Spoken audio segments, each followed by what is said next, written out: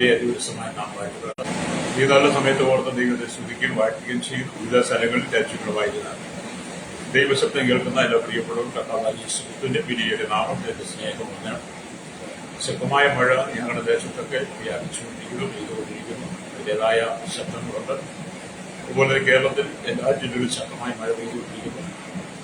ദൈവജനം കേൾക്കുന്ന എല്ലാ ദൈവജനങ്ങളും കേരളത്തിന് വേണ്ടി പ്രത്യേകമായി പ്രാർത്ഥിക്കുക. ഇന്ത്യയുടെ വിവിധ സംസ്ഥാനങ്ങൾക്ക് ശക്തമായ മഴ പെയ്തുകൊണ്ടിരിക്കുന്നു. അവിടെ പാർക്കുന്ന ജനത്തെ ഓർക്കുന്ന ശക്തമായി പ്രാർത്ഥിക്കണം.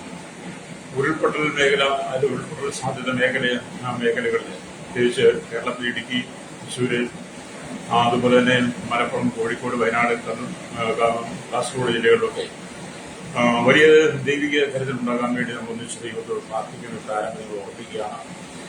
അതുപോലെ തന്നെ വടക്കേന്ത്യയില് പല സ്ഥലങ്ങളിലും ഹിമാലയത്തിലൊക്കെ വളരെ മഴയാണ് നടക്കുന്നത്. അതിൻ്റെതായ പ്രതിസന്ധികളും മരണസംഖ്യയൊക്കെ ഉയരുന്നുണ്ട്. ദൈവമക്കളായിരിക്കും നമ്മളെല്ലാവരും പ്രാർത്ഥന ഉറക്കുക. ഇന്ന് പ്രാരംഭത്തിൽ നമ്മൾ ചിന്തിക്കുവാൻ ആഗ്രഹിക്കുന്ന ദൈവത്തിന്റെ വചനം എന്ന് പറയുന്നത് മത്തായിയുടെ സുവിശേഷം 3-ാം അധ്യായം അതിന്റെ 17-ാമത്തെ വാക്യമാണ്. ഇവിടെ ഇങ്ങനെ എഴുതിയിരിക്കുന്നു: ഇവൻ എന്റെ പ്രിയപുത്രൻ, ഇവനിൽ ഞാൻ പ്രസാദിച്ചിരിക്കുന്നു എന്ന് സ്വർഗത്തിൽ നിന്ന് ഒരു ശബ്ദവുമായി. വളരെ അനുഗ്രഹിക്കപ്പെട്ട നല്ല തിരുവെഴുത്താണ് വായിച്ചത്.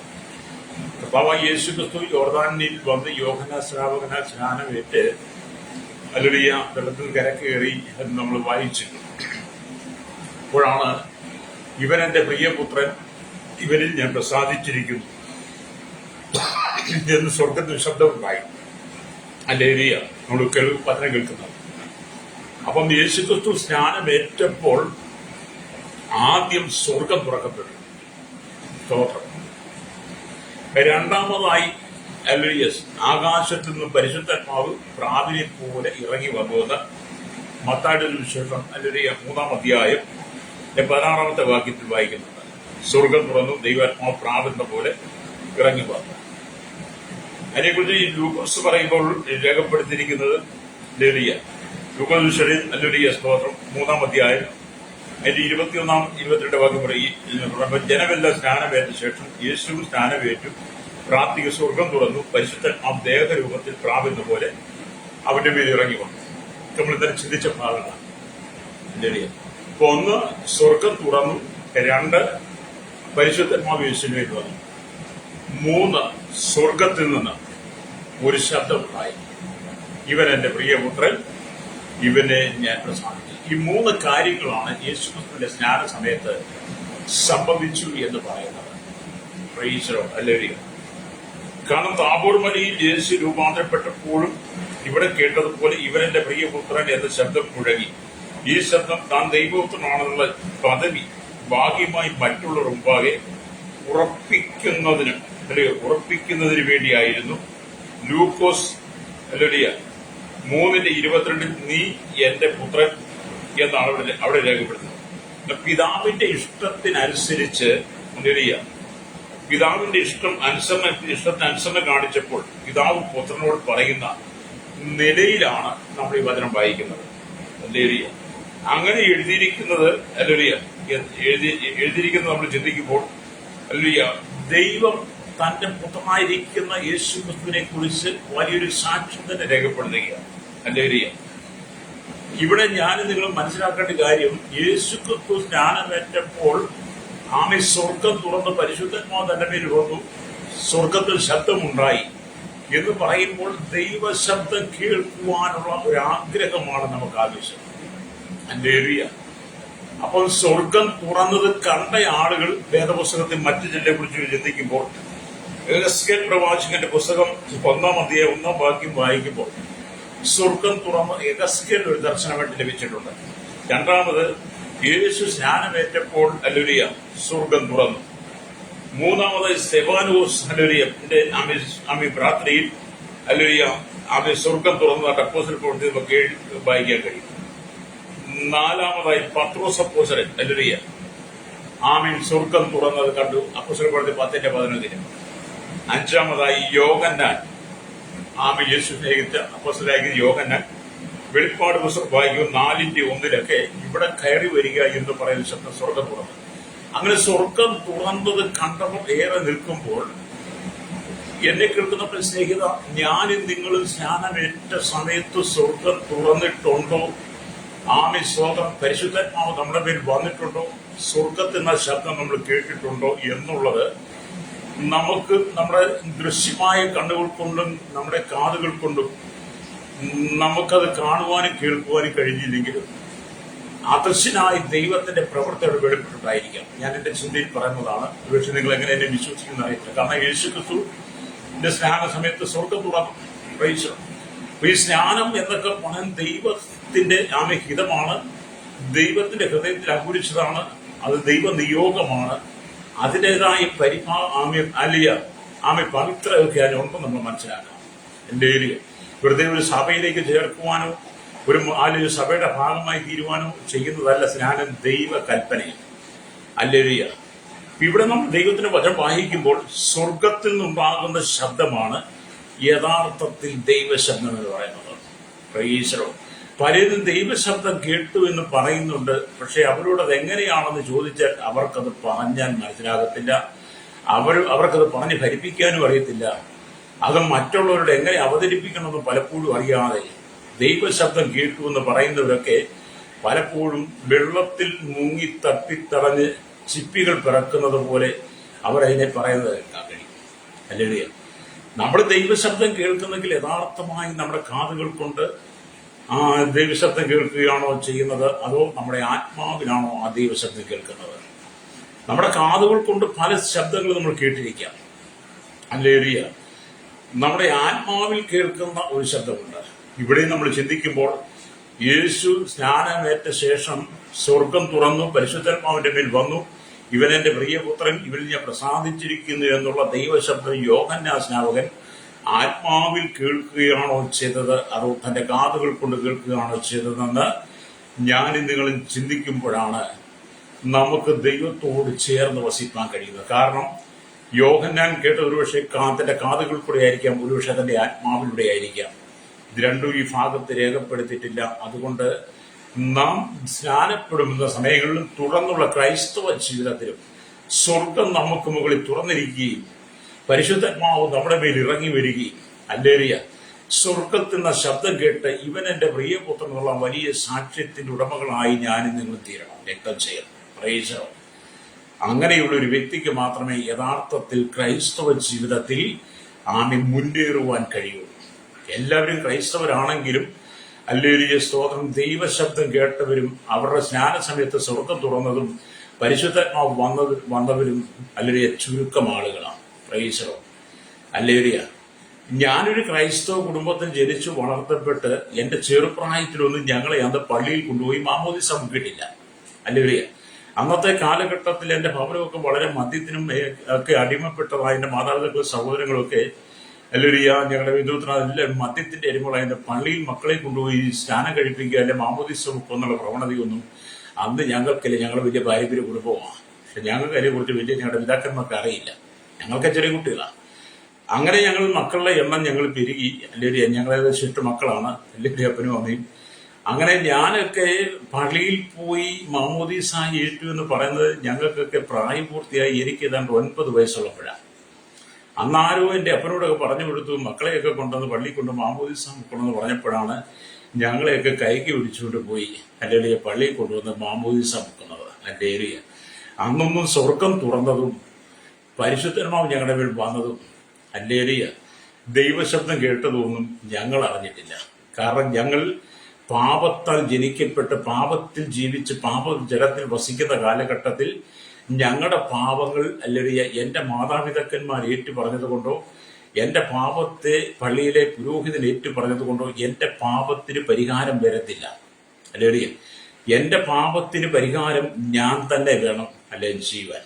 അല്ലേലിയ യേശു ക്രിസ്തു അല്ലേലൂയ ഈ ഭൂമി ജനിച്ച് 30 വയസ്സ് വരെ തന്റെ മാതാപിതാക്കളോടൊപ്പം അടങ്ങിപ്പാർത്തു. 30ാമത്തെ വയസ്സിലാണ് യോഹന്നാൻ സ്നാപകൻ അല്ലേലൂയ കൈക്കീഴിൽ യേശു സ്നാനമേൽക്കുന്നത്. ഒരു കണക്ക് നമ്മൾ ചിന്തിച്ചാൽ ഇന്നത്തെ കാലഘട്ടത്തിൽ ക്രൈസ്തവ സഭ ചെയ്യുന്ന പോലെ യേശുവിന്റെ ജനനത്തെങ്കിൽ ചെറുപ്രായത്തിൽ തന്നെ അന്നത്തെ മതത്തിന്റെ രീതികളും ചിന്താഗതികളും അനുസരിച്ച് കൊണ്ടുപോയി അന്നത്തെ പുരോഹിതന്മാരാൽ വേണമെങ്കിൽ യേശുവിനെ മാമോദീസ മുക്കാമായത്. പക്ഷേ അത് സംഭവിച്ചില്ല എന്ന് നമ്മൾ തിരിച്ചറിയണം.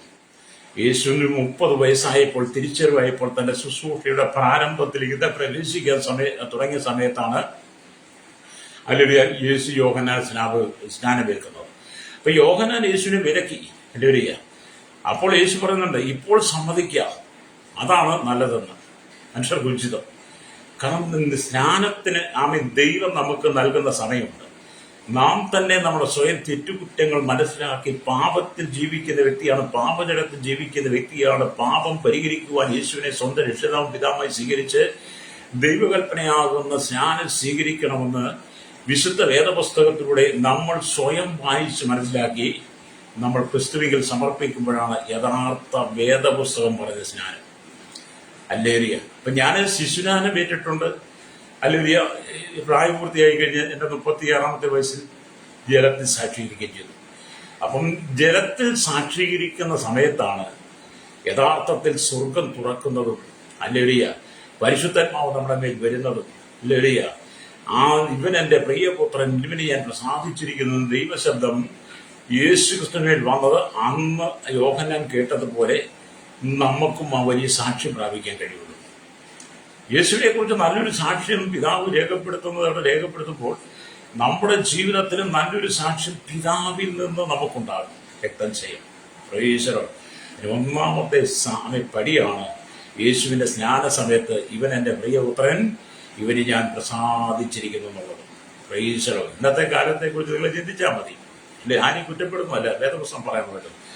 ഇവിടെ ദൈവത്തിന് ഇവൻ എന്റെ പ്രിയപുത്രൻ, ഇവന് ഞാൻ പ്രസാദിച്ചിരിക്കുന്നത് കർത്താവ് ആമെ സന്തോഷപൂർവ്വം നമ്മെ അറിയിക്കുക, അല്ലെങ്കിൽ ഒരു സാക്ഷ്യം പറയുക. എൻ്റെ ഒരു സ്തോത്രം. അപ്പൊ നിങ്ങൾ വിശ്വാസത്തോടെ അവനെ ഏറ്റുകൊള്ളുമ്പോൾ അവന്റെ മക്കളായി തീരുക. നിങ്ങൾ വിശ്വാസത്താൽ കർത്താവിനെ രക്ഷിതാവും പിതാവുമായി സ്വീകരിക്കുമ്പോൾ ദൈവത്തിന്റെ മക്കളായി, യേശുവിന്റെ മക്കളായി മാറുകയാണ്. അതിനാണ് യോഹന്നാന്റെ സുവിശേഷം അല്ലെങ്കിൽ 1-ാം അധ്യായം അതിന്റെ 12-ാമത്തെ വാക്യം പറയുന്നത്, അവനെ കൈക്കൊണ്ട് അവന്റെ നാമത്തിൽ വിശ്വസിക്കുന്ന ഏവർക്കും ദൈവമക്കളാകുവാൻ അവന് അധികാരം തന്നു. പ്രൈസലോ.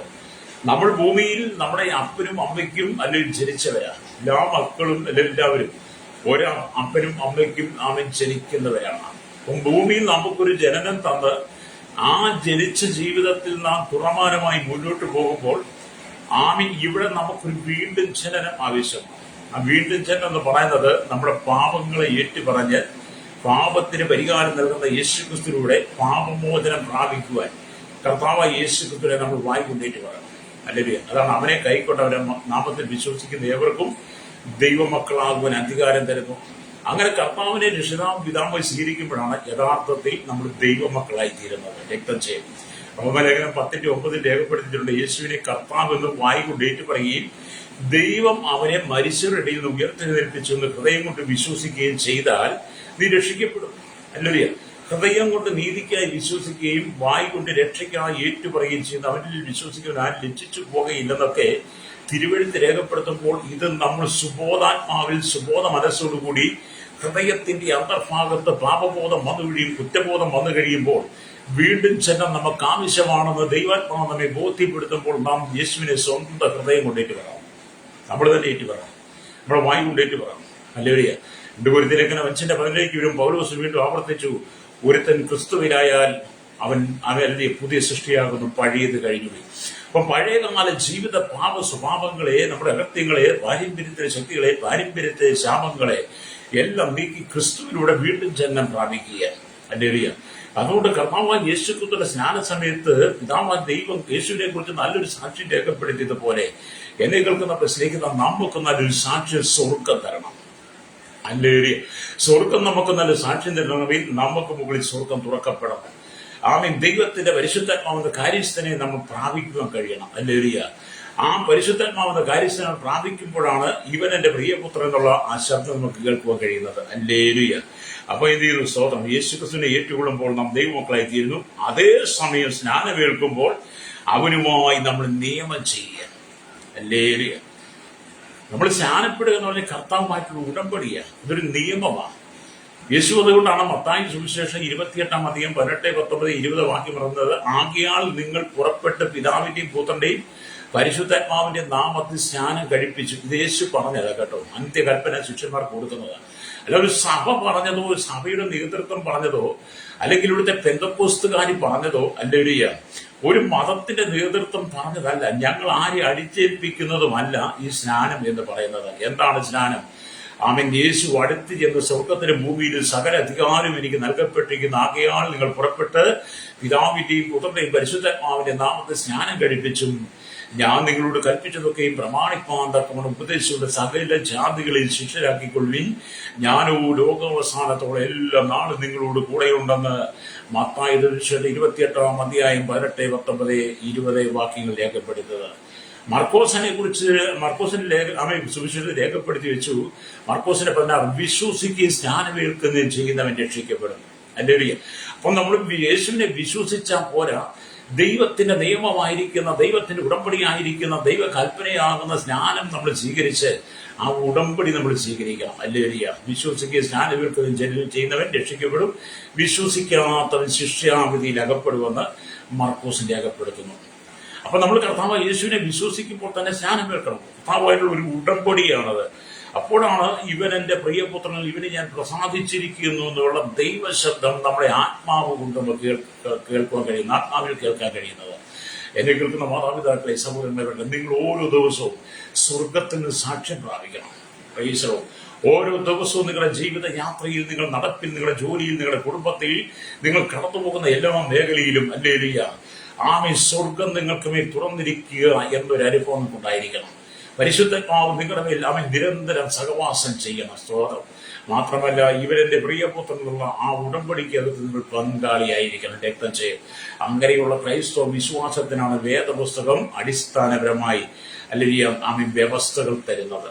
രക്തം ചെയ്യും. എൻ്റെ ഒരു ക്രൈസ്തവ വിശ്വാസത്തിന് പേരിൽ നമുക്ക് എത്ര കാലം വേണമെങ്കിലും ജീവിക്കാം, നമ്മുടെ മരണം വരെ ജീവിക്കാം.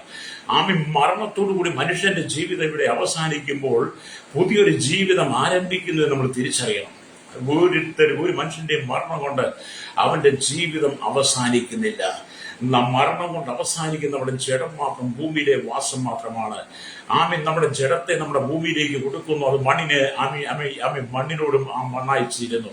മാത്രമല്ല നമ്മുടെ ഉള്ളിൽ പകർന്നിരിക്കുന്ന ആത്മാവ് ദൈവം നമുക്ക് വേണ്ടി ഒരുക്കിയിരിക്കുന്ന നിത്യതയിൽ എത്തണമെങ്കിൽ നാം ഈ 3 കാര്യങ്ങൾ, ഒന്ന് സ്നാനസം സ്വർഗം തുറന്ന് പരിശുദ്ധാത്മാവ് വന്ന് ദൈവശബ്ദം കേട്ടതുപോലെ നമ്മൾ ദൈവശബ്ദം കേട്ടിരിക്കണം. ആ അനുഭവത്തിൽ നമ്മൾ ജീവിക്കണം. ഹല്ലേലൂയ. എങ്കിൽ മാത്രമേ നമുക്ക് മരണത്തിനപ്പുറമുള്ള നിത്യതയെക്കുറിച്ച് നമുക്ക് ബോധ്യമാകുകയും നിത്യതയിൽ നമുക്ക് ചെല്ലുവാനും കഴിയുള്ളൂ. മനുഷ്യന്റെ മരണാനന്തരം 2 അവസ്ഥയാണ്. ഒന്ന്, ആമേൻ, കർത്താവായ യേശു ക്രിസ്തുവിലൂടെ വീണ്ടും ജന്മം പ്രാപിച്ചത് കർത്താവിനോട് ആമേൻ ഉള്ള കൽപ്പന ഉടമ്പടിയായി സ്നാനമേറ്റ് വിശുദ്ധ ജീവിതം നയിക്കുന്നവർക്ക് ആമേൻ മനുഷ്യന്റെ മരണത്തോടുകൂടി അവന് നിത്യമായ പരദീസിൽ ചെല്ലാൻ കഴിയും. അല്ല, കർത്താവായ യേശു ക്രിസ്തുവിന്റെ വചനം കേട്ടിട്ട് മാനസാന്തരപ്പെടാതെ പാരമ്പര്യത്തിന്റെ പദവി നിൽക്കുന്നവരെല്ലാം മരിച്ചാൽ അവർക്ക് ലഭിക്കുന്നത് ധനവാൻ കിടക്കുന്ന യാതന സ്ഥലമായിരിക്കും. സ്വതന്ത്രം. അതുകൊണ്ട് ഭൂമിയിൽ വെച്ച് തന്നെ നിങ്ങൾ കർത്താവ് യോഹന്നാൻ സ്നാപകനാൽ സ്നാനമേറ്റപ്പോൾ സ്വർഗം തുറന്നതും പരിശുദ്ധാത്മാവ് യേശുവിനെ വന്നതും ഇവൻ എന്റെ പ്രിയപുത്രൻ ഇവനെ ചെവി കൊടുക്കുന്ന ഒരു സാക്ഷ്യം വന്നതുപോലെ നമ്മുടെ ജീവിതത്തിനകത്തും വലിയൊരു സാക്ഷ്യം ഉണ്ടാകണം. രക്തം ചെയ്യും. എൻ്റെ ഏരിയ ഇവിടെ നമ്മൾ ദൈവത്തിന്റെ വചനം വായിക്കുമ്പോൾ അന്ന് യേശുവിനെ കുറിച്ച് സ്വർഗം നൽകിയ സാക്ഷിയാൽ ക്രിസ്തുവിന് മാത്രമല്ല അന്ന് യോഹന്നാൻ സ്നാപകനാൽ സ്നാനമേറ്റ് നിൽക്കുന്ന വലിയ പുരുഷാരം അവർ ഉണ്ടായിരിക്കാം. എന്റെ ചിന്തയുടെ പറയാണ്, ഞാൻ പുസ്തകത്തിൽ വായിച്ചത് കൂടെയാണ്. അന്ന് യേശു ക്രിസ്തുവിന്റെ സ്നാന സമയത്ത് അല്ലേലൂയ അവിടെ യോഹന്നാന്റെ കൈക്കീഴിൽ, യോഹന്നാൻ സ്നാപകന്റെ കൈക്കീഴിൽ സ്നാനമേറ്റ ആരോപതി പുരുഷാരവിടെ കാണും. അല്ലേലൂയ. അപ്പൊ യേശു ക്രിസ്തുവിന്റെ മേൽ വന്ന ഈ സാക്ഷ്യം, യേശു സ്നാനമേറ്റപ്പോൾ സ്വർഗം തുറന്നു, പരിശുദ്ധാത്മാവ് പ്രാപത്തിന്റെ മേൽ വന്നു, ഇവന്റെ പ്രിയപുത്രൻ പ്രസാദിച്ചിരിക്കുന്ന സാക്ഷ്യം അവിടെ നിന്ന് ജനങ്ങളെല്ലാം ഒരുപക്ഷെ കേട്ട് കാണും. പ്രൈസോ. അവിടെ ജനങ്ങളെല്ലാം കേട്ട് കാണും. അവർക്കെല്ലാം അത് സന്തോഷകരമായി മാറി, ആനന്ദകരമായി മാറിക്കാണും. അപ്പൊ യേശുവിനെ കുറിച്ച് പിതാവായി ദൈവം രൂപാന്തര മലയിൽ വെച്ചും സാക്ഷ്യം നൽകി, ഇവനെന്റെ പ്രിയപുത്രൻ, ഇവന് ചെവി കൊടുപ്പീനെന്ന് യേശുവിനെ കുറിച്ച് മറുരൂപ മലയിൽ വെച്ചും അല്ലെങ്കിൽ സാക്ഷ്യം പിതാവ് നൽകുന്നുണ്ട്. അവിടെ നമ്മൾ വായിക്കും അല്ലെങ്കിൽ സോദരം മത്തായിയുടെ സുവിശേഷം 17-ാം അധ്യായം നമ്മൾ വായിക്കുമ്പോൾ 6 ദിവസം കഴിഞ്ഞ ശേഷം യേശു പത്രോസിനെയും യാക്കോബിനെയും അവന്റെ സഹോദരനായ യോഹന്നാനെയും കൂട്ടി തനിച്ച് ഒരു ഉയർന്ന മലയിലേക്ക് കൊണ്ടുപോയി അവരുടെ മുമ്പാകെ രൂപാന്തരപ്പെട്ടു. അവന്റെ മുഖം സൂര്യനെ പോലെ പ്രകാശിച്ച് ശോഭിച്ചു.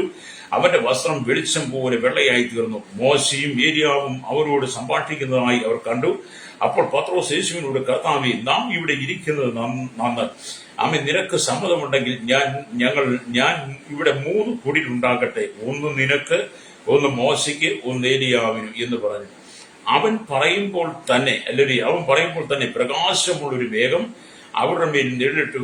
മേഘത്തിൽ നിന്ന്, ഇവൻ എന്റെ പ്രിയപുത്രൻ, ഇവനിൽ ഞാൻ പ്രസാദിച്ചിരിക്കുന്നു, ഇവന് ചെവി കൊടുപ്പീനെന്ന് യേശു ക്രിസ്തുവിന്റെ രൂപാന്തര മലയിൽ വെച്ച്, ആ മറുരൂപമലയിൽ വെച്ച് അവിടെ ശിഷ്യന്മാർ ഈ ശബ്ദം കേട്ടു. അപ്പം ഇവിടെ പറയുന്നത്, ഇവന്റെ പ്രിയപുത്രൻ ഞാൻ പ്രസാദിച്ച് ഇവന് ചെവി കൊടുപ്പീൻ. ആർക്ക്?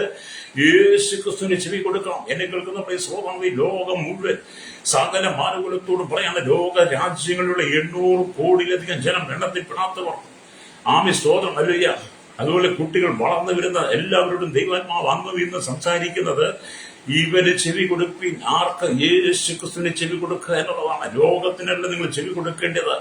അനവധി മനുഷ്യാവതാരങ്ങൾ, അനവധി മനുഷ്യ ദൈവാവതാരങ്ങളായി മാറിയിട്ടുണ്ട്. ഇന്നും അനവധി മനുഷ്യ ദൈവങ്ങളായി മാറിക്കൊണ്ടിരിക്കുക. ദൈവങ്ങളായി മാറിക്കൊണ്ടിരുന്നിട്ട് അല്ലെങ്കിൽ പലരും ദൈവമെന്ന് പേര് പറഞ്ഞ് ദൈവമെന്ന് പേര് സ്ഥാപിച്ചുകൊണ്ട് പലരും മനുഷ്യനെ ചതിക്കുന്ന കാലഘട്ടമാണ്. അനവധി മനുഷ്യാവതാരങ്ങൾ പെരുകുമ്പോൾ, മനുഷ്യ ദൈവങ്ങൾ എഴുന്നേൽക്കുമ്പോൾ, അത് മുന്നിൽ കണ്ടുകൊണ്ട് തന്നെ സ്വർഗം ഭൂമിയിൽ സാക്ഷ്യം രേഖപ്പെടുത്തി വെച്ചു. യേശുക്രിസ്തുവിനുള്ള ബന്ധത്തിൽ, ഇവൻ എന്റെ പ്രിയപുത്രൻ, ഇവൻ ഞാൻ പ്രസാദിച്ചിരിക്കുന്നു, ഇവന് ചെവി കൊടുക്കുകയും. അപ്പൊ നിങ്ങൾ ലോകത്തിന് ചെവി കൊടുക്കാതെ, മനുഷ്യ ദൈവങ്ങൾക്ക് ചെവി കൊടുക്കാതിരിക്കാൻ വേണ്ടിയിട്ടാണ് ദൈവം ഇത് പറഞ്ഞത്. നമുക്കറിയാം, ക്രൈസ്തവ സമൂഹത്തെ കുറിച്ച് ചിന്തിക്കുമ്പോൾ അനവധി മനുഷ്യ ദൈവങ്ങൾ എഴുതിയിട്ടുണ്ട്. അല്ലെങ്കിൽ മനുഷ്യ ദൈവങ്ങൾ എഴുതിയിട്ടുണ്ട്. ക്രിസ്തുവിന്റെ അവതാരമാണെന്ന് പറയുന്ന അനവധി ആളുകൾ കഴിഞ്ഞ നാളുകളിൽ എഴുതിയിട്ട് പലരും ഈ ലോകത്ത് നിന്ന് മാറ്റപ്പെട്ടു. അല്ലെങ്കിൽ അതിനെക്കുറിച്ച് ചാലക്കുടിയിലൊക്കെ വലിയ സംസാര വിഷയങ്ങളുണ്ട്. ചാലക്കുടി മുരിയാടെന്ന് പറഞ്ഞത് അവരെ കുറിച്ച് പറഞ്ഞാൽ അവർ തല്ലും വെട്ടും കൊത്തും കൊല്ലും ഗുണ്ടായിസം പ്രയോഗിക്കും. എന്നെ സംബന്ധിച്ചതൊന്നും എനിക്ക് ബാധകമല്ല. അതുകൊണ്ട് അങ്ങനെയുള്ള സ്ഥലങ്ങളിലും മനുഷ്യാവതാരങ്ങളായിരിക്കും ദൈവങ്ങളൊക്കെ എഴുതിട്ടു. അവരെല്ലാം മരിച്ച് മൺമറഞ്ഞ് അല്ലെങ്കിൽ വലിയ മണ്ണിനിരയായി മാറി. എന്നാൽ കർത്താവായ യേശു ക്രിസ്തു ഇവിടെ ഭൂമിയിൽ മറിയുടെ ഉത്തരത്തിൽ ജനിച്ച് 33 തിരുവയസ്സോടെ ജീവിച്ച് 3.5 വർഷം പരിശുശ്രൂഷ ചെയ്ത് യോഹന്നാനാൽ നല്ല സാക്ഷ്യം കൊണ്ട് കർത്താവിനെ അന്നത്തെ യഹൂദന്മാർ, റോമൻ പടയാളികളുടെ ജനം കൂടി അവനെ കാൽവരി ക്രൂശിൽ ക്രൂശിച്ച് അവൻ മരിച്ചരിമത്തിക്കാനായിരിക്കുന്ന യോസേഫിന്റെ കല്ലറയിൽ അടക്കി. അല്ലെങ്കിൽ അന്നത്തെ റോമൻ നിയമപ്രകാരം കല്ലറയ്ക്ക് വലിയ കല്ലും പിടിച്ചു വെച്ച് മുദ്രയിട്ടു. പാറാവുകാരെ അല്ലെങ്കിൽ അന്നത്തെ കാവൽക്കാരെയാക്കി. പക്ഷെ 3-ാം നാൾ എന്ത് ചെയ്തു? യേശു അതിശക്തിയോടെ ഉയർത്തെഴുന്നേറ്റ് മഗ്ദലക്കായത്തി മറിയയ്ക്കും എമ്മൗസിലേക്ക് പോയി ശിഷ്യന്മാർക്കും 11 പേർക്കും 500 പേർക്കും പ്രത്യക്ഷമായി 40 നാളുകൾ അവരോടൊപ്പം നിയോഗം കൊണ്ടെത്തിട്ട് യേശു സ്വർഗത്തിലേക്ക് കരയേറിപ്പോയി. ഇന്നും പിതാവിന്റെ വലത്ത് ഭാഗത്ത് നമുക്ക് വേണ്ടി മധ്യസ്ഥണയ്ക്കുന്നു. വിശ്വസിക്കുന്ന ഭക്തന്മാരെ തന്റെ സഭയെ ചേർക്കാൻ വരാൻ സമയമായി എന്ന് പറഞ്ഞാൽ, നമ്മൾ മറ്റാർക്കും ചെവി കൊടുക്കാതിരിക്കാൻ യേശുവിനെ കുറിച്ച് ഇത്ര വലിയൊരു സാക്ഷ്യമാണ് രേഖപ്പെടുത്തി വെച്ചിരിക്കുന്നത്. ഹല്ലേലൂയ. യേശുവിനെ കുറിച്ച് ഒരുപാട് സാക്ഷ്യം. ഹല്ലേലൂയ, സ്തോത്രം, ഹല്ലേലൂയ, സ്തോത്രം. ഞങ്ങളുടെയൊക്കെ ചെറുപ്രായത്തിൽ ഞങ്ങളുടെ മാതാപിതാക്കളെ ഞങ്ങളെ പറഞ്ഞു പഠിപ്പിച്ചത് അല്ലെങ്കിൽ പള്ളിയിലൊക്കെ ദൈവം ഉണ്ടെന്നാണ്. ഹല്ലേലൂയ. ഞങ്ങളുടെ പുരോഹിതനെ കാണുമ്പോൾ ദൈവത്തെ പോലെ കാണണമെന്നാണ് ഹല്ലേലൂയ, സ്തോത്രം, ഞങ്ങളെയൊക്കെ പറഞ്ഞു പഠിപ്പിച്ചത്. പക്ഷെ എനിക്കൊക്കെ പ്രായപൂർത്തിയായി കഴിഞ്ഞ് ഞാനൊക്കെ ദൈവത്തിന്റെ വചനം പഠിച്ചു വന്നപ്പോഴാണ് മനസ്സിലായിരിക്കുന്നത്, ഞാനല്ലാതെ അന്യ ദൈവം തന്നെ ഉണ്ടാകരുന്ന മീതെ സ്വർഗത്തിൽ ഭൂമിയിൽ വെള്ളത്തിൽ ചരിക്കുന്ന യാതൊന്നിന്റെ പ്രതിമ ഉണ്ടാക്കുകയോ നമസ്കരിക്കുകയോ പാടില്ല എന്ന് എന്റെയൊക്കെ ജനനത്തിന് എത്രയോ വർഷങ്ങൾക്ക് മുമ്പ് ദൈവം മോശയ്ക്ക് പ്രമാണം കൊടുത്ത് പുറപ്പാട് പുസ്തകം 20:2 തൊട്ട് വായിച്ചാൽ ആവർത്തന പുസ്തകം 5:17 തൊട്ട് താഴോട്ട് വായിച്ചു വന്ന പ്രമാണം അവിടെ കാണാം. ഹല്ലേലൂയ. അതൊക്കെ വായിച്ച് ഗ്രഹിക്കുന്നതിന് മുമ്പ് അല്ലെങ്കിൽ മനസ്സിലാക്കുന്നതിന് മുമ്പ് അന്ന് മാതാപിതാക്കൾ പറഞ്ഞു തന്ന മനുഷ്യാവതാരങ്ങളായിരിക്കുന്ന അനവധി ദൈവങ്ങൾ കൂടി ഞാനൊക്കെ മുട്ടുകുത്തിയിട്ടുണ്ട്. സോദാവേ, ആ തെറ്റിനെ ദൈവം എനിക്ക് തിരുത്തി തന്നു. എന്റെ 36-ാമത്തെ വയസ്സിൽ ഞാൻ കർത്താവാൻ യേശു ക്രിസ്തുവിന്റെ സ്വന്തം രക്ഷിതാവ് പിതാവായി സ്വീകരിച്ചപ്പോഴാണ് ഹല്ലേലൂയ, യേശു മാത്രമാണ് യഥാർത്ഥ രക്ഷിതാവ്, കർത്താവ് വീണ്ടെടുക്കാനുള്ള ബോധ്യം വന്ന് അന്ന് തൊട്ട് ഇന്ന് വരെ ആ കർത്താവിന്റെ സാക്ഷ്യത്തിലാണ് നിൽക്കുന്നത്. അല്ലേരിയ. അപ്പൊ യേശുക്രിസ്തു ഒരു നല്ല സാക്ഷ്യം യേശുക്രിസ്തു ഉണ്ടായിരുന്നത് പോലെ എന്നെ കേൾക്കുന്ന ശ്രോതാവി നല്ലൊരു സാക്ഷ്യം നമുക്ക് വേണം. അല്ലേരിയ. ഈ ഭൂമി ജീവിച്ച് ഈ ലോകത്തിന്റെ സുഖങ്ങൾക്ക് വേണ്ടി, ഇംഗിതങ്ങൾക്ക് വേണ്ടി, ലോകത്തിന്റെ ദിവ്യാഗ്രഹത്തിന് വേണ്ടി, സ്ഥാനമാനങ്ങൾക്ക് വേണ്ടി, ഇവിടുത്തെ അധികാരത്തിന് വേണ്ടി, പണത്തിന് വേണ്ടി, പ്രതാപത്തിന് വേണ്ടി, ഈ മണ്ണിനും പെണ്ണിനും പൊന്നിനും വേണ്ടി ജീവിച്ചിട്ട് അല്ലിയ എല്ലാ അക്രമങ്ങൾ അതിക്രമങ്ങൾ ചെയ്ത് മദ്യത്തിനും മയക്കും ലഹരിക്കും അടിമപ്പെട്ട് സകല ചൂതാട്ടങ്ങൾക്കും കൈക്കൂലികൾക്കും അഴിമതികൾക്കും കരിചന്തകൾക്കും പോലീസുകൾക്കും ഇവിടുത്തെ എല്ലാ അശ്ലീലമായ ജീവിതത്തിലും കൂടാതെ ഇവിടുത്തെ തീവ്രവാദത്തിൽ ക്ഷീരവും വർഗീയതയ്ക്ക് നീ കൂട്ടുനിന്നിട്ട് നീ സ്വർഗരാജ്യത്തിൽ പ്രവേശിക്കുമെന്ന് ഒരിക്കലും നീ ചിന്തിക്കരുത്. നിന്റെ മരണാനന്തരം നരകമായിരിക്കും. പക്ഷെ സ്വർഗം കിട്ടണമെങ്കിൽ വീണ്ടും ജന്മം ആവശ്യമാണ്. നമ്മൾ കർത്താവായ യേശുവിന് ഉടമ്പടി ചെയ്യണം. അല്ലേരിയ. ഉടമ്പടി ചെയ്തവനെ രക്ഷിതാവും പിതാവായി സ്വീകരിക്കണം. സ്വീകരിക്കുന്ന നമുക്ക് ദൈവകൽപ്പനയാകുന്ന സ്നാനം സ്വീകരിക്കുമ്പോൾ ആ സ്നാന സമയത്ത് ഓരോ ഭക്തന്റെ പേരിൽ സ്വർഗം തുറക്കുന്നു, പരിശുദ്ധന്മാരുടെ പേരിൽ വരുന്നു. ഇവൻ എന്റെ പ്രിയപുത്രനിൽ പ്രസാദിച്ചിരിക്കുന്ന ശബ്ദം അവരുടെ കാതുകൾ കൊണ്ട് കേട്ടില്ല, ഇവരുടെ ആത്മാവിൽ കേൾക്കുന്നു എന്നാണ് ഞാൻ വിശ്വസിക്കുന്നത്. അല്ലേരിയ. സ്തോത്രം. അപ്പം അങ്ങനെ ഒരു ദൈവസാക്ഷ്യം നമുക്ക് ആവശ്യമാണ്. അല്ലേരിയ. അപ്പൊ യേശുവിന്റെ മറുരൂപമലയിലെ സമയത്തും അല്ലേരിയ ഇത് കേട്ടു എന്നുള്ളതാണ്. ഏതോടെ യേശുവിന്റെ രൂപം പത്രോസ്, യാക്കോബ്, യോഹന്നാൻ എന്നീ 3 ശിഷ്യന്മാരെ മാത്രമാണ് രൂപാന്തര സാക്ഷികളാകാൻ വരയിലേക്ക് യേശുവിനോട് കൂടെ കൊണ്ടുപോയത്. മറ്റ് പല പ്രധാന സംഭവങ്ങൾ നടന്നപ്പോഴും യേശുവിനോട് ഈ 3 പേർ മാത്രമാണ് ഉണ്ടായിരുന്നത് എന്ന് കാണാൻ കഴിയും. ഇതിനെക്കുറിച്ച് പറയുമ്പോൾ രൂപാന്തരം നടന്ന ഉയർന്ന മല താബോർ പർവ്വതമാണെന്ന് ഈ വേദപഠിതാക്കൾ രേഖപ്പെടുത്തും. ന്യായപ്രമാണ ദാതാവായ മോശയെയും അല്ലേരിയ പ്രവാചകന്മാരിൽ പ്രധാനിയായ ഏലിയാവിനും അവിടെ പ്രത്യക്ഷപ്പെട്ടു. മോശയും ഏലിയാവും പഴയ നിയമസഭയുടെ പ്രതിനിധികളാണ്. അല്ലേരിയ.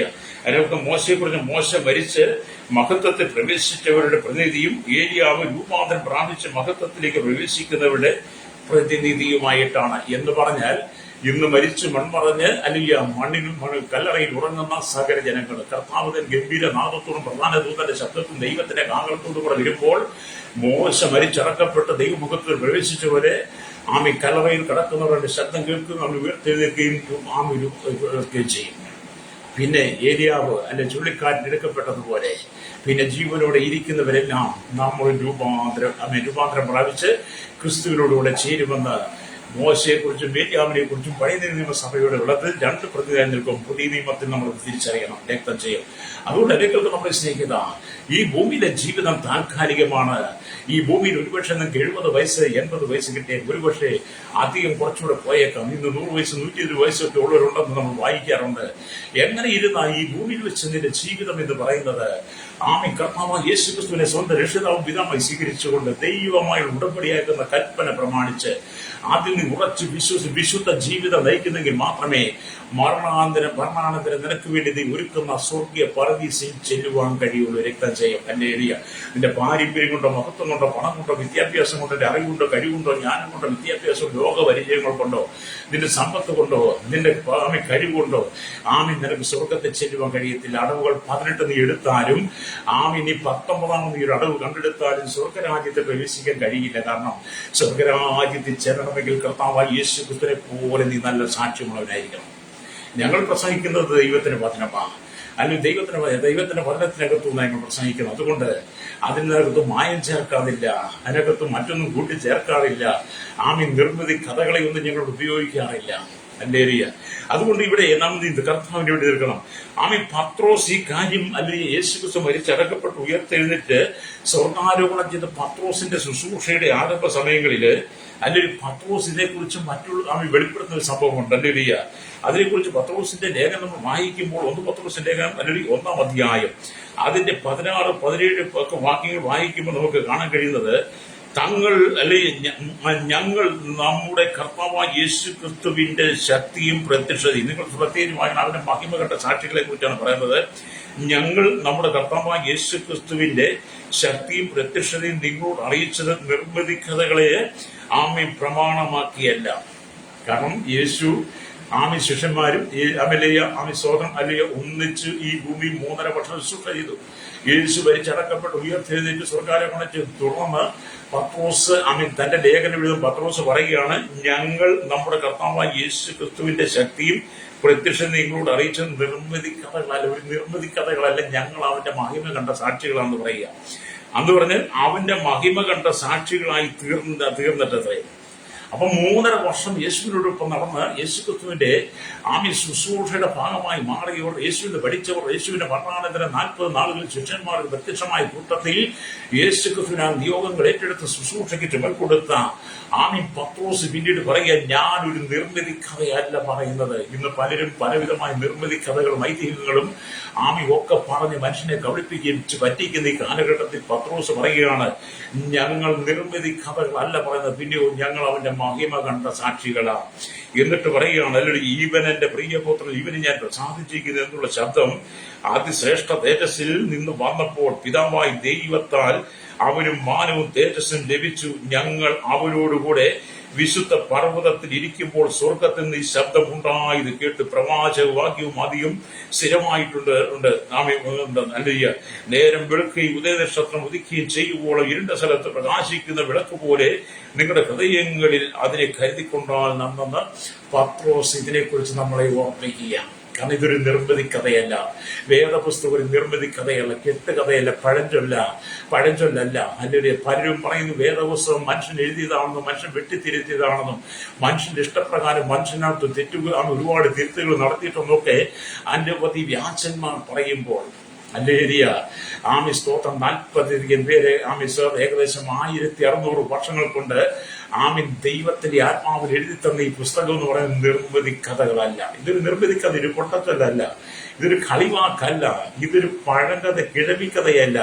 പത്രോസ് പറയുകയാണ്, ഞാൻ നിർമ്മിതി കഥകളെ പ്രസംഗിക്കാൻ വേണ്ടി വന്നവനല്ല, അവന്റെ മഹിമ കണ്ട സാക്ഷിയാ ഞാൻ. വിശുദ്ധ പർവ്വതത്തിൽ ഞങ്ങൾ അവരോട് കൂടി ഇരിക്കുമ്പോൾ സ്വർഗം തുറന്നു, ഇവൻ എന്റെ പ്രിയപുത്രൻ, ഇവനെ ഞാൻ പ്രസാദിച്ചിരിക്കുന്നു എന്നൊരു ശബ്ദം ഞങ്ങൾ കേട്ടു അല്ലേരിയ എന്ന് പത്രോസ് പറയുമ്പോൾ, എന്നെ കേൾക്കുന്ന ശ്രോതാവേ, നീ നിർമ്മിതി കഥകളെ പറഞ്ഞ് അവതരിപ്പിച്ച് ജനത്തെ പറ്റിച്ച് കാശുണ്ടാക്കുന്നതല്ല സുവിശേഷം എന്ന് പറയുന്നത്.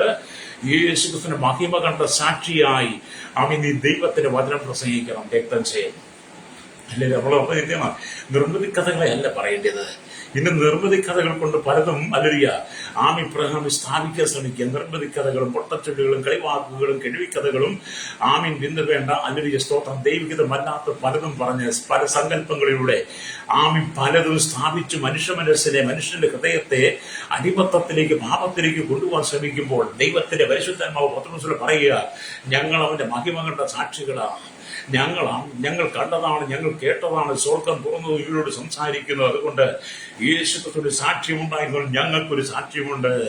അത് പത്രോസ് രേഖപ്പെടുത്തുന്നു. എന്നെ കേൾക്കുന്ന മാതാപിതാവേ, ക്രൈസ്തവ ജീവിതത്തിനകത്ത് എനിക്കൊരു സാക്ഷ്യമുണ്ടായിരിക്കണം. ലോകമെമ്പാടുള്ള സകല ജനത്തോടും പറയട്ടെ, ഈ ലോകത്തിലുള്ള സകല പ്രമാണത്തെക്കാൾ മുമ്പുള്ള പ്രമാണം അല്ലേരിയ ദൈവത്തിന്റെ വചനമാണ്. അല്ലേരിയ ആദിമ കാലഘട്ടത്തിൽ മോശയ്ക്ക് ദൈവം പ്രമാണം കൊടുക്കുന്നവരെ പർവ്വതത്തിൽ വെച്ച് കൽപ്പനകളിൽ പ്രമാണം എഴുതി കൊടുക്കുന്നതുവരെ അല്ലേരിയ അതിനു മുമ്പുള്ള കാലങ്ങളിൽ ദൈവം സംസാരിച്ചിട്ടുള്ളതെല്ലാം വാമൊഴിയായിട്ടായിരുന്നു. അല്ലേരിയ വാമൊഴിയായിട്ട് മനുഷ്യൻ സംസാരിച്ചെന്നാൽ മോശയിലൂടെ ആദ്യത്തെ പ്രമാണം അല്ലേരിയ പർവ്വതത്തിൽ വെച്ച് ദൈവം കൊടുത്തതിന് ശേഷമാണ് പിന്നീട് പല പ്രമാണങ്ങളും ഭൂമിയിൽ വന്നത്. പലരും പറഞ്ഞ് ഞങ്ങളുടേതങ്ങ് മുമ്പേ ഉണ്ടെന്നാ. ഇല്ല സ്നേഹിത, എവിടെയും തെളിവുണ്ടോ? ഈശ്വരോ തെളിവുണ്ട്, തെളിവ് കാണിക്കും. ഞങ്ങൾ പറയുന്ന തെളിവോടുകൂടിയാ, ഞങ്ങൾ പറയുന്ന തെളിവോടുകൂടി ആദ്യം ദൈവം ആകാശവും ഭൂമി സൃഷ്ടിച്ചെന്ന് ഞങ്ങൾക്ക് തെളിവിടെ രേഖപ്പെടുത്താനുണ്ട്. അല്ലേറിയ അതുകൊണ്ട് ഞങ്ങൾ ആരും പറഞ്ഞ് നിർമ്മിതി കഥകളല്ല, നിർമ്മിതി കഥകൾ പറയാൻ ദൈവം ഞങ്ങളെ വിളിച്ചിട്ടില്ല. ഞങ്ങളും പത്രോസ് പറഞ്ഞില്ല, അവന്റെ മഹിമ കണ്ട സാക്ഷികളാണ്. അവൻ അവന്റെ സ്നാന സമയത്ത് സ്വർഗം തുറന്നതും പരിശുദ്ധമാവ് ദേഹരൂപത്തിൽ അവന്റെ മേൽ വരുന്നതും ഇവൻ എന്റെ പ്രിയപുത്രനും പ്രസാദിച്ചിരിക്കുന്നുവെന്ന് യോഹന്നാൻ സ്നാപകനടക്കം അന്ന് കേട്ടുനിന്ന ജനമെല്ലാം അവന്റെ സാക്ഷ്യത്തിന്റെ ഭാഗമായി മാറിയതുപോലെ ഞങ്ങൾ കർത്താവായ യേശുവിന്റെ സാക്ഷ്യം അറിഞ്ഞവരാ, സാക്ഷ്യത്തിന്റെ ഭാഗമായി മാറി ഞങ്ങളും അതേ കാഴ്ചയോടെ അവനെ പിന്തുടരുന്നവരാണ്. രക്തത്തെ എന്നെ കേൾക്കുന്ന മാതാപിതാവേ, മരണത്തിന്റെ മണിനാഥന്റെ കാതുകളിൽ കേൾക്കാൻ സമയമായി. മരണമണി നിന്റെ കാമ ഹൃദയത്തിൽ മുഴങ്ങുന്നില്ലേ? ഏത് സമയത്തും നിനക്ക് വേണ്ടി ഓരോ മനുഷ്യൻ ഓരോ ശവപ്പെട്ടി ഒരുക്കി കടക്കാരൻ കാത്തിരിക്കുന്നുണ്ട്. ഏത് സമയത്താണ് ജീവൻ പോകുന്നത്, ഏത് സമയത്താണ് മരണം സംഭവിക്കുന്നത്, എങ്ങനെയാണ് നീ മരിക്കുന്നത് നമുക്ക് ഒരിക്കലും പറയാൻ കഴിയത്തില്ല. ഏത് സമയത്തും നമുക്ക് മരണം മുമ്പിൽ വരാം. നമ്മുടെ ഓരോ ദിവസം കിടക്കുന്ന ആയുസ് കുറഞ്ഞുകൊണ്ടിരിക്കുമ്പോൾ നമ്മൾ നിത്യതയിലേക്ക് അടുത്തുകൊണ്ടിരിക്കുന്ന ഈ കാലഘട്ടത്തിൽ മരണാനന്തര നിത്യതയിൽ എത്താൻ വേണ്ടിയിട്ട് ഈ ഭൂമിയിൽ വെച്ച് തന്നെ കർത്താവായ യേശുക്രിസ്തുവിന്റെ സാക്ഷ്യത്തിന്റെ ഭാഗമായി മാറണം. അതുകൊണ്ട് എത്ര കാലം ജീവിക്കുന്നു നമുക്ക് പറയാൻ പറ്റത്തില്ല. മരണമണികൾ നിന്റെ കാതിൽ മുടങ്ങുമ്പോൾ അല്ലെങ്കിൽ മരണത്തിന്റെ വിളി നിന്റെ ഉള്ളിൽ ഉണ്ടാകുമ്പോൾ, നീ രോഗിയായി മാറുമ്പോൾ, കഷ്ടതയിൽ വരുമ്പോൾ, പ്രതിസന്ധിയിലൂടെ കടന്നു പോകുമ്പോൾ, നീ കഷ്ടതയിലൂടെ കടന്നു പോകുമ്പോൾ ഈ ലോകത്തിന്റെ സുഖലോലുപ ജീവിതങ്ങളെ എല്ലാം മാറ്റിവെച്ചിട്ട് കർത്താവായ യേശു ക്രിസ്തുവിലൂടെ വീണ്ടും ജന്മം പ്രാപിച്ച് അവന്റെ കൽപ്പനയായിരിക്കുന്ന സ്നാനം എന്ന ഉടമ്പടിക്കകത്ത് നീ പങ്കാളിയായി മാറണം. എന്നിട്ട് നീയും പറയണം, ഞങ്ങൾ അവന്റെ മഹിമ കണ്ട സാക്ഷിയാണ്. പത്രോസ് എന്താ എത്ര ശ്രേഷ്ഠമായിട്ട് പറയുന്നത്. അതുകൊണ്ടാണ് പത്രോസ് പറഞ്ഞത്, ഞങ്ങൾ അവന്റെ മഹിമ കണ്ട സാക്ഷികൾ. ഹല്ലേലൂയ. ആ വിശുദ്ധ പർവ്വതത്തിൽ വെച്ച് അവൻ പിതാവായ ദൈവം അവനെ പ്രത്യക്ഷമായപ്പോൾ ഞങ്ങൾ അവന്റെ അല്ലെങ്കിൽ മുഖം ചാടി സൂര്യന്റെ മുഖശോഭയേക്കാൾ വലിയ ശോഭയായിട്ട് കണ്ടത്. അവിടെ എഴുതിയിരിക്കുന്നത് ഇങ്ങനെയല്ലേ? ഹല്ലേലൂയ. അവിടെ സ്തോത്രം നമ്മൾ വായിച്ചു നോക്കിയാൽ നമുക്ക് മനസ്സിലാക്കാൻ കഴിയും. Praise the Lord. അവിടെ ഇങ്ങനെ ഇരിക്കുന്നു. ഹല്ലേലൂയ. സ്തോത്രം. അവന്റെ മുഖം സൂര്യനെ പോലെ ശോഭിച്ച് അവന്റെ വസ്ത്രം വെളിച്ചം പോലെ വെള്ളയായി തീർന്നു എന്നവിടെ എഴുതി വെച്ചിരിക്കുക. അത് നമ്മൾ കർത്താവായ യേശു ക്രിസ്തുവിൽ പ്രകാശം പ്രാപിക്കണം. അവന്റെ തേജസ് നമ്മുടെ മേൽ ഇറങ്ങി വരണമെന്ന് പരിശുദ്ധാത്മാവ് പറയുക. എന്ന് പറഞ്ഞ് പിതാവായ ദൈവം സ്വർഗത്തിൽ നിന്ന് യേശുവിനോട് കൂടെ സംസാരിച്ച മൂന്നാമത്തെ ഒരു സന്ദർഭമാണ് യോഹന്നാന്റെ സുവിശേഷത്തിൽ യേശു പിതാവിനെ നോക്കിയിട്ട് പറഞ്ഞത്. അല്ലെങ്കിൽ യോഹന്നാന്റെ സുവിശേഷം വായിക്കുമ്പോൾ കാണാൻ കഴിയുന്നുണ്ട്, യേശു കേട്ട മൂന്നാമത്തെ ഒരു ദൈവശബ്ദത്തെ കുറിച്ച് അവിടെ എഴുതി വെച്ചിരിക്കുന്നു. യോഹന്നാന്റെ സുവിശേഷം 12-ാം അധ്യായം അല്ലെങ്കിൽ 28 അല്ലെങ്കിൽ 29, 30 വാക്യങ്ങൾ ഇങ്ങനെ എഴുതിയിട്ടിരിക്കുന്നു. സ്തോത്രം. അല്ലയ്യ. അവിടെ ഇങ്ങനെ എഴുതിയിട്ടുണ്ട്. സ്തോത്രം. സ്തോത്രം. അല്ലയ്യ. പിതാവേ, നിന്റെ നാമത്തെ മഹത്വപ്പെടുത്തണമേ. അപ്പോൾ സ്വർഗത്തിൽ നിന്ന് ഞാൻ മഹത്വപ്പെടുത്തിയിരിക്കുന്നു, ഇനിയും മഹത്വപ്പെടുത്തും എന്നൊരു ശബ്ദമുണ്ടായി. അത് കേട്ടിട്ട് അരികെ നിൽക്കുന്ന പുരുഷന്മാർ ഇടിയുണ്ടായി എന്ന് പറഞ്ഞു. മറ്റു ചിലർ ഒരു ദൈവദൂതൻ അവനോട് സംസാരിച്ചു എന്ന് പറഞ്ഞു. അതിന് യേശു, ഈ ശബ്ദം എന്റെ നിമിത്തമല്ല നിങ്ങളുടെ നിമിത്തമത്രേ എന്ന് അല്ലെങ്കിൽ ഉണ്ടായത് എന്ന് പറഞ്ഞാൽ യേശു കേട്ട മൂന്നാമത്തെ ദൈവശബ്ദമാണ് നമ്മൾ യോഹന്നാൻ രേഖപ്പെടുത്തി വെച്ചിരിക്കുന്നത്. ഹല്ലേലൂയ. എന്നെ കേൾക്കുന്ന പ്രിയ ദൈവമക്കളെ, അല്ലെങ്കിൽ കർത്താവ് നിങ്ങളോടുകൂടെ സംസാരിക്കാൻ ആഗ്രഹിക്കുമ്പോൾ, നിങ്ങളെക്കുറിച്ച് അവൻ സാക്ഷ്യം പറയാൻ ആഗ്രഹിക്കുമ്പോൾ, നിങ്ങൾ ഈ ഭൂമിയിൽ ഒരു വിശുദ്ധ ജീവിതം നയിക്കണം. ഹല്ലേലൂയ. ഒരു ഇടിയുണ്ടായി എന്ന് യോഹന്നാൻ പറയുക. ഹല്ലേലൂയ. ദൈവ സ്വർഗത്ത് വന്ന് പിതാവിനെ മഹത്വപ്പെടുത്തി എന്ന് പറയുമ്പോൾ, യേശു പിതാവിനെ മഹത്വപ്പെടുത്തി എന്ന് പറയാം. അല്ലെങ്കിൽ പിതാവ് യേശുവിനെ മഹത്വപ്പെടുത്തി എന്ന് പറയുമ്പോൾ നിങ്ങളുടെ ഭാഗം വായിക്കാം. ഹല്ലേലൂയ. സ്തോത്രം. ഹല്ലേലൂയ. പിതാവേ, നിന്റെ നാമത്തെ മഹത്വപ്പെടുത്തണമേ. അപ്പോൾ സ്വർഗത്തിൽ നിന്ന് ഞാൻ മഹത്വപ്പെടുത്തിയിരിക്കുന്നു, ഇനിയും മഹത്വപ്പെടുത്തുന്ന ശബ്ദമുണ്ടായി. അത് കേട്ടിട്ട് അരികെ നിൽക്കുന്ന പുരുഷാരം ഇടിയുണ്ടായി എന്ന് പറഞ്ഞു. മറ്റു ചിലർ ദൈവദൂതൻ അവരോട് സംസാരിച്ചു എന്ന് പറഞ്ഞു. അതിന് യേശു, ഈ ശബ്ദം എന്റെ നിമിത്തമല്ല നിങ്ങളുടെ നിമിത്തമത്രേ എന്ന് പറഞ്ഞാൽ പിതാവ് യേശുവിനോട് സംസാരിച്ചത് അവിടെ നിന്നത് ഒരു ഇടിവീട് ശബ്ദം പോലെ കേട്ടത്. അപ്പോൾ യേശു പറയുക, ഇത് അല്ലെങ്കിൽ ഇടിയുണ്ടായതല്ല, അല്ലെങ്കിൽ ഈ ശബ്ദം നിങ്ങൾ മുഖാന്തരമാണ് കേൾക്കുന്നത് എന്ന് പറഞ്ഞാൽ ഇടിയുണ്ടായി എന്ന് പറയുമ്പോൾ മർക്കോസിന്റെ സുവിശേഷം 1-ാം അധ്യായം 1-ാം അധ്യായത്തിന് 11-ാം വാക്യത്തിലും 9-7 വാക്യങ്ങൾ പറയുന്നത് പോലെ ഇവിടെയും ഒരു ദൈവശബ്ദം മുഴങ്ങുന്നു. ദൈവിക ശബ്ദം തിരിച്ചറിയുന്നതിന് ആത്മീയ കഴിവ് ആവശ്യമാണ്. അല്ലയ്യ.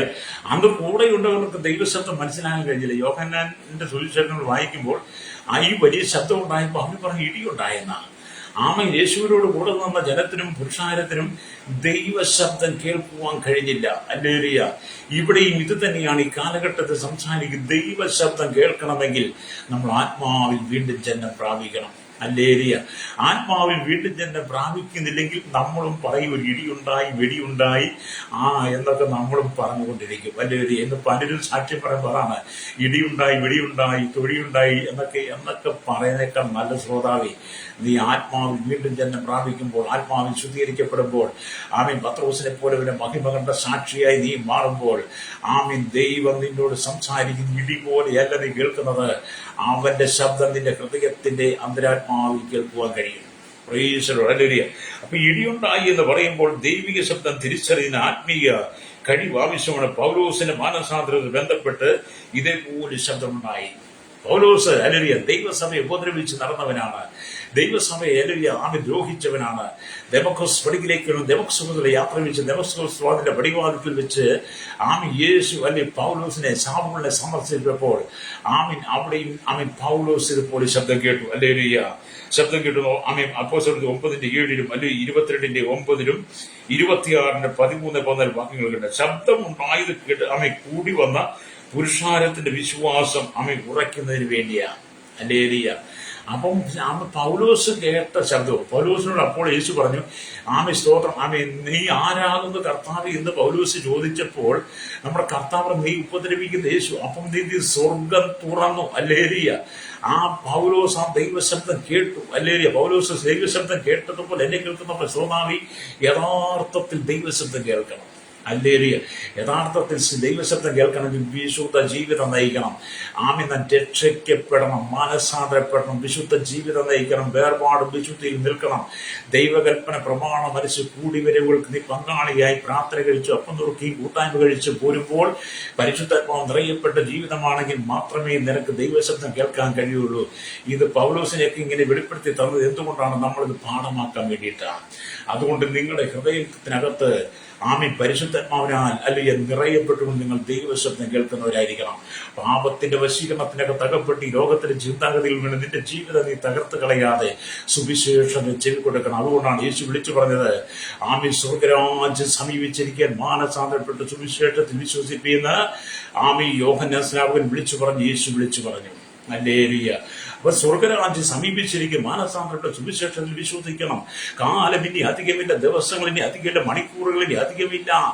ഏത് സമയത്ത് കർത്താവ് സന്ധ്യയ്ക്കോ അർദ്ധരാത്രിക്കോ കോഴി കൂക്കുമ്പോഴോ രാവിലെയോ ഏത് സമയത്ത് യേശു വരുമെന്ന് അറിയില്ല. അവൻ കളനെ പോലെ വാരി എന്നെ കേൾക്കുന്ന ശ്രോതാവി, നീ കർത്താവിന്റെ വരവേണ്ടി ഒരുങ്ങിയിട്ടുണ്ടോ? ഇല്ലെങ്കിൽ ഇന്ന് പകൽ കർത്താവ് യേശു ക്രിസ്തുവിനെ സ്വന്തം രക്ഷിതാപിതാവായി സ്വീകരിച്ചുകൊണ്ട് ആമീൻ അവന്റെ കൽപ്പനയാകാൻ സ്നാനം എന്ന വിശുദ്ധ ഉടമ്പടിയുടെ ഭാഗമായി നീ ദൈവത്തിൽ നിൽക്കണം. ദൈവശബ്ദം കേൾക്കുന്നവനായി, ദൈവശബ്ദം കേൾക്കുന്നവളായി മാറണം.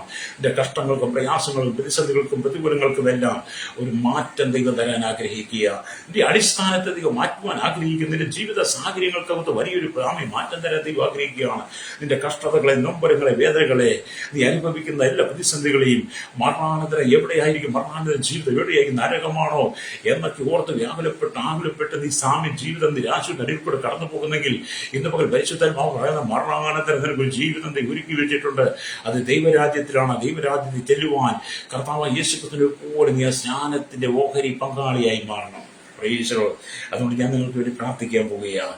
അതുകൊണ്ട് എന്തെങ്കിലും സ്തോത്രം. ഹല്ലേലൂയ. നിങ്ങൾ ദൈവസന്നിധിയിലേക്ക് മടങ്ങി വരണം. ഹല്ലേലൂയ. ഇവിടെ എന്താണെന്ന് നിങ്ങൾ ദൈവശബ്ദം കേൾക്കണം. നിങ്ങളുടെ പ്രാർത്ഥനാ സമയങ്ങളിൽ കർത്താവിന്റെ ശബ്ദം കേൾക്കുവാനായി നിങ്ങൾ വാഞ്ചിക്കണം.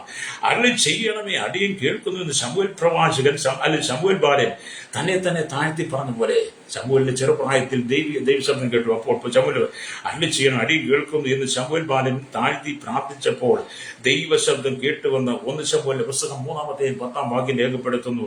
അപ്രകാരം നിങ്ങൾ ദൈവിക രഹസ്യങ്ങളും മർമ്മങ്ങളും കർത്താവ് നിങ്ങളോട് അറിയിപ്പാൻ ആഗ്രഹിക്കുമ്പോൾ നിങ്ങൾ ആ ദൈവശബ്ദം കേൾക്കാൻ തയ്യാറാകണം. അതേ നീ മാനസാന്തരപ്പെട്ട് മടങ്ങുകയാണ്. ഞങ്ങൾക്ക് വേണ്ടി പ്രാർത്ഥിക്കാൻ പോവുകയാണ്. നമ്മുടെ ജീവിതത്തിന്റെ പ്രതിസന്ധികളുടെ നടുവിൽ ഇറങ്ങി വന്ന് നിങ്ങൾക്ക് വേണ്ടി പ്രവർത്തിക്കുന്ന ഒരു ദൈവമുണ്ട്. ഒരു നല്ല സാക്ഷ്യമായി മാറിയാൽ എന്റെ ജീവിതത്തിന്റെ എല്ലാ അടിസ്ഥാനങ്ങളും ദൈവം മാറ്റിത്തരും. ഇന്ന് കണ്ട മിശ്രമെ നീ കാണുകയില്ലെന്ന് മോശ ഇസ്രായേൽ പറഞ്ഞപോലെ ഇന്ന് നീ അനുഭവിക്കുന്ന സകല പ്രതികൂലത്തിന്റെ നിലവിൽ നിന്നും ദൈവം നിന്നെ വിടുവിച്ച് പുറത്തു കൊണ്ടുവന്ന് ആമേൻ ദൈവശബ്ദത്തിന്റെ കാതുകളിൽ നിന്റെ ആത്മാവിൽ കേൾപ്പിച്ചുകൊണ്ട് നിനക്ക് വേണ്ടി ഒരുക്കുന്ന നിത്യതയിൽ നിന്നെ ദൈവം ചേർക്കുവാൻ ആഗ്രഹിക്കുക. അതുകൊണ്ട് ഇന്ന് പകരം എന്നെ കേൾക്കുന്ന പിതാവേ, ഈ ലോകത്തിന്റെ പാപസുഖങ്ങളെ വിട്ട് മടങ്ങി വന്ന് ക്രിസ്തുവിന്റെ ഹൃദയം കൊടുക്കാൻ കഴിയുന്നെങ്കിൽ എന്നോടൊപ്പം ചേർന്ന് പ്രാർത്ഥിച്ചായിട്ട് പരിശുദ്ധ ഞങ്ങളുടെ നല്ല ദൈവം ഈശോയ്ക്ക് പിതാവേ, ഈ വചനം കേട്ടുകൊണ്ട് കേരളത്തിലെ 3.25 കോടി ജനങ്ങൾ തലമുറ എണ്ണത്തിൽ പ്രാർത്ഥന അന്വേഷണ തൊഴിലാളികൾ, ഇന്ത്യയിലെ 145 കോടി ജനങ്ങൾ തലമുറ എണ്ണത്തിൽപ്പെടുന്ന ലോകരാജ്യം 800 കോടിയിലധികം ജനത്തിനായി ഞങ്ങൾ പ്രാർത്ഥി രാജ്യരാഷ്ട്ര തലവന്മാർ എല്ലാ അധികാരം പഠനം മത സാമൂഹിക സംസ്കാര മാധ്യമ മീഡിയ നിൽക്കുന്നവർ എല്ലാ ക്രമസമാധാന നിർമ്മാണം ജുഡീഷ്യൽ അടക്കമുള്ള എല്ലാ വിഭാഗത്തിലും കർത്താവ് ശൈശവത്തിനും ബാല്യം കൗമാരും യൗവനത്തിനും വാർത്തയിലാണ് ഇവിടുത്തെ രസന യാചക ഓട്ടണ ചോട്ടൻ തടവറയിലായിരിക്കുന്ന കുടിലൂട്ട് തൊട്ടായിരത്തി വരെ മാർക്കം ജനം ജാതി മത വർഗ വർണ്ണ വ്യത്യാസമില്ലാതെ എല്ലാ വിഭാഗത്തിലുള്ള ജനങ്ങളെ ഞങ്ങൾ ദൈവങ്ങൾ ഏൽപ്പിക്കുകയാണ്.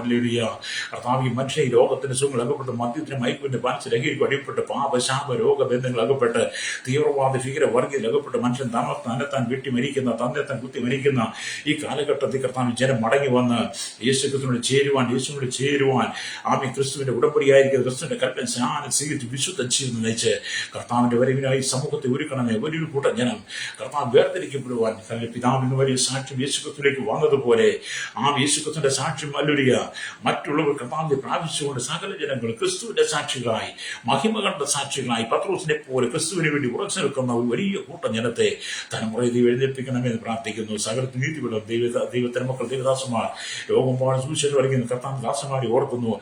സുവിശേഷ വിരോധമായി പല സംസ്ഥാനങ്ങൾക്കും അക്രമികൾ എഴുതിയിരിക്കുന്നു, അധികാരികൾ എഴുതിയിരിക്കുന്നു, സുവിശേഷ വിരോധികൾ എഴുതിയിരിക്കുന്നു. അനവധി ക്രൈസ്തവ പീഡനം വർദ്ധിക്കുന്ന ഈ കാലഘട്ടത്തിൽ ജനകർത്താവിന്റെ ഹൃദയം കൊടുത്ത് വിശുദ്ധ ജീവിതപ്പാടെയാണ് കർത്താവിനെ ഏറ്റവും ആസനമായ കാലഘട്ടത്തിൽ കർത്താവിന് ഒരുക്കമുള്ളവരെ മാറട്ടെ. സുവിശേഷമാൻ ജയിലിൽ കിടക്കുന്നവർ, കർഷകർ, സ്വന്തം വീട് വിട്ട് നാട് വിട്ട് മാമി പലായനം ചെയ്തവർ, അവരെല്ലാവരും സ്ഥാനത്ത് കർത്താൻ സൂക്ഷിക്കും, ആമി പരിപാലിക്കും ചെയ്യണമേ. കർത്താവ് സകല ജനത്തെ അനുഗ്രഹിക്കും, സകല മുഖത്ത് കൊടുക്കുന്ന യേശുവിന്റെ നാമത്തിൽ തന്നെ. ആമേൻ, ആമേൻ.